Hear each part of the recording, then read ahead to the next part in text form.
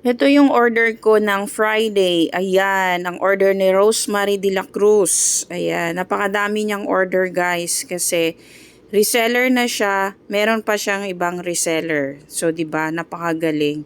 Nakakuha siya ng reseller sa ibang company. So yan, reseller ko yan sa Quezon City, Robinson, sa Toys R Us. So napakasipag din niyang reseller, o 'di ba? Quezon City yan guys, napakalayo pero nakahanap ng paraan. So yan. Next order ko ay bound to PNB Makapagal. Isa rin niyang masipag si Ate Digna. Alam ng mga taga PNB yan. So yan ang dati kong pwesto dyan. So siya yung sumalo sa mga product ko. Thank you po Ate Digna. Ayan. Next order ko bound to Pag-ibig Main Office. Ayan. Regular ko talagang suki yan sa Pag-ibig Main Office. Thank you sa pag-order, Ma'am Fe. Ayan, shout out sa iyo. Thank you so much. Next order ko ay order ni Sis Lynn. Ayan, masipag din yung reseller. Dito lang yan, malapit sa amin. Pero tingnan nyo guys, kahit malapit, masipag pa rin siyang mag-alok.